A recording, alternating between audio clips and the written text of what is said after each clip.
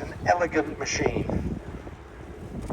Now, it's not a bomber, it's not a fighter, it's a transport aircraft, but this is an aircraft that Winston Churchill described as one of the weapons that won the war.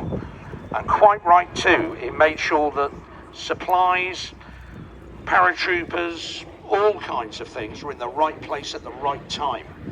Because the remarkable thing about the Dakota is you can put 3 tons, all kinds of wrecked DC-3s, wrecked C-47s from wherever they find them, on jungle strips, out in the Pacific Islands. Looked a bit for one very simple reason. It's exactly like flying Ukraine. If you just amazing aeroplane.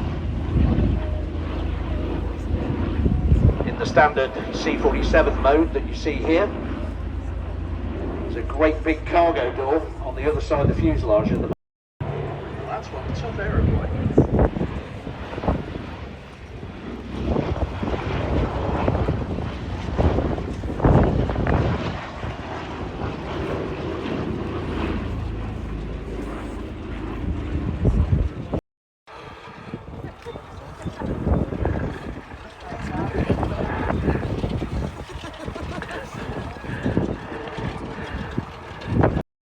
In itself came about because an engineer called Edward Rensselaer had designed a radial engine. He was trying to sell it to the US Navy but couldn't find a buyer. Took it to Pratt & Whitney, who realised what an efficient and lightweight and powerful unit it was, snapped it up, and they became synonymous with the development of the radial engine. And in just bringing the Dakota back in, just touching down, you can see how big it is. It's actually poking up above the hedge there. Like a...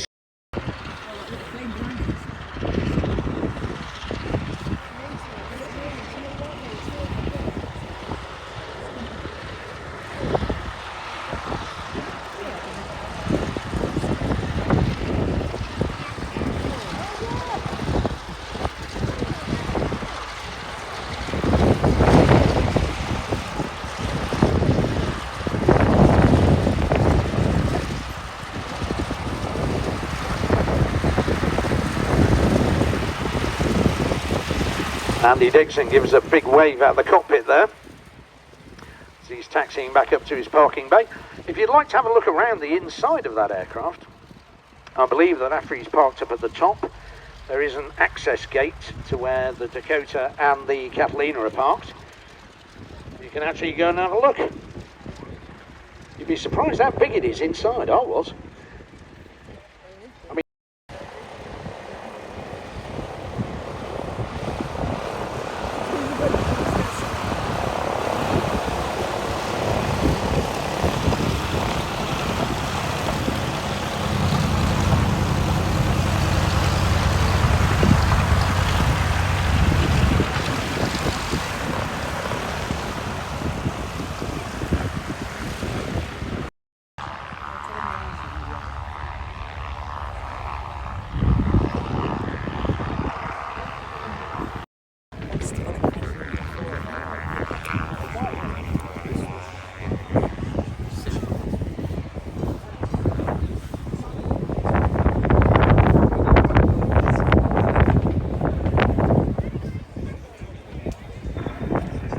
Don't worry, ladies and gentlemen, I haven't lost the plot. Just getting airborne now, you'll see the 2 Grob motor gliders.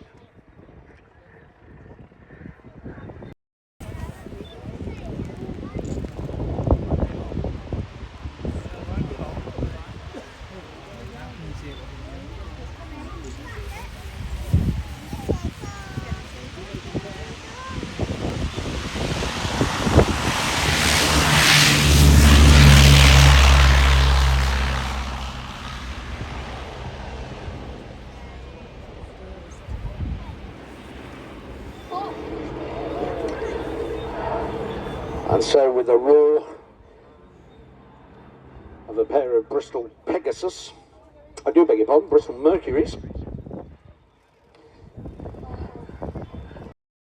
142, I beg your pardon, Bristol 142,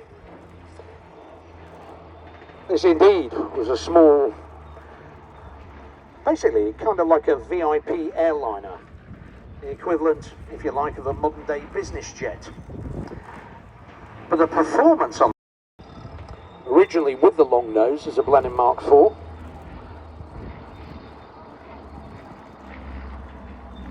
and later on modified into the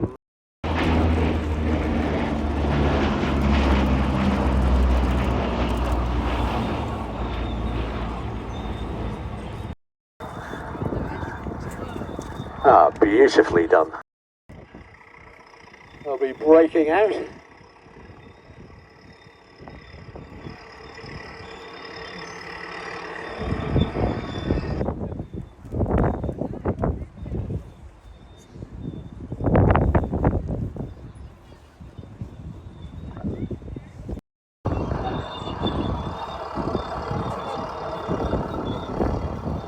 Taking centre stage. It's quite difficult to throw aircraft about when you're very close to another aeroplane. Taking centre stage to show you just what you can do with one of these, starting with a loop, a very slow, genteel stall turn. The reason they're here today is because, of course, during the Second World War, a great many glider operations took place, such as the paratroop, well, the glider-borne forces on D-Day and at Arnhem. And so having a pair of gliders here is very much a tribute to the airborne forces.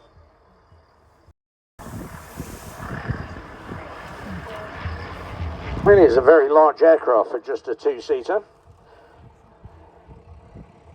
57-foot wingspan.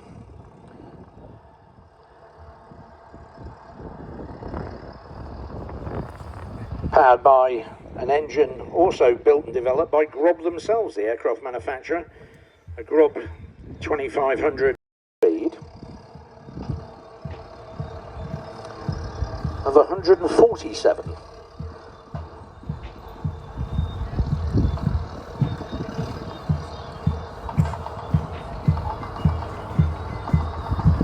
Very efficient airframe. Maximum glide ratio of 28 to 1. That means for every 1 metre it comes down, it actually travels 28 metres forward. Not bad for something that actually has an engine in.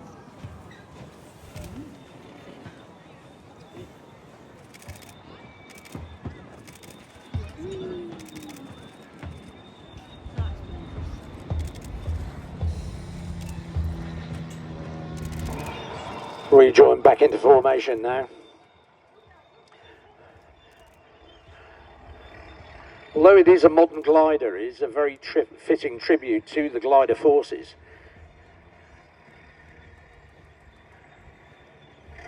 That's interesting, because all of the glider pilots were on a one-way mission.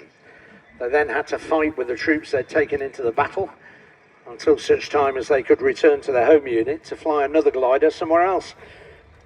So a very fitting tribute, this.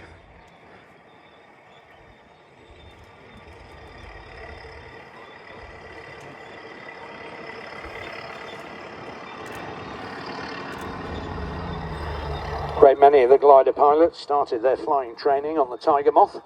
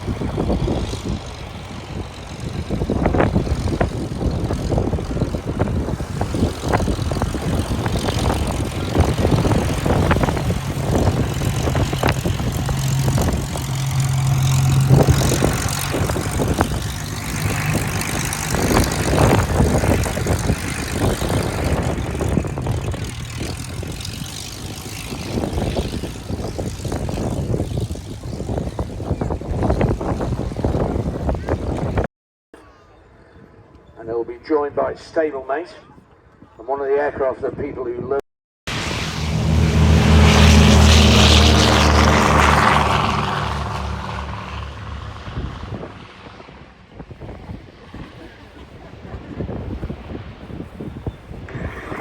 just before then, of course.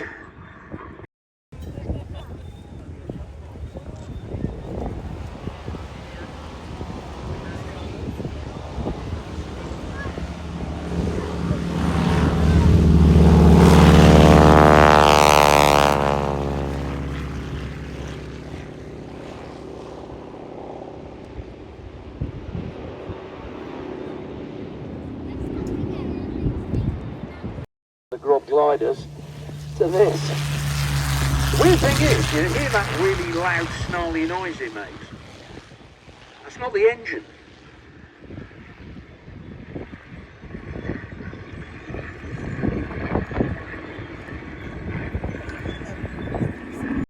Miles an hour to 600 horsepower. So not only was this a brilliant trainer to use, it also represented the kind of aircraft you were going to be flying when you made it to the front line. So as I said, easy to fly, difficult to fly well, the perfect combination in a training aircraft.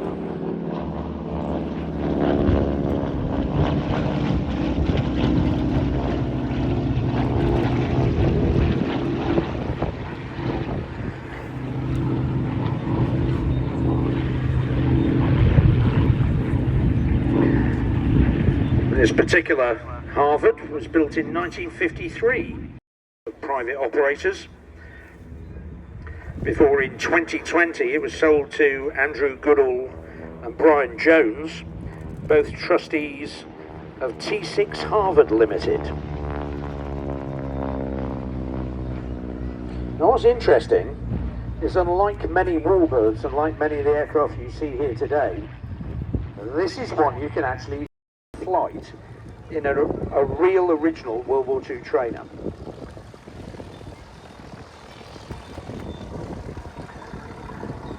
And it's interesting that the Harvard went on to stay in service with many countries and many air forces right the way up until the 1980s.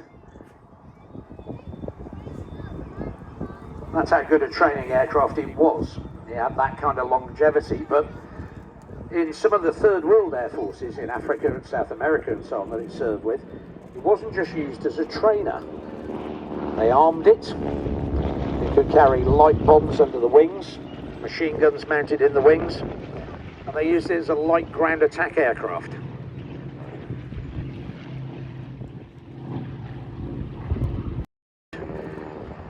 Andy Goodall, who actually is one of the owners of the Harvard, flying the Hawker Hurricane today.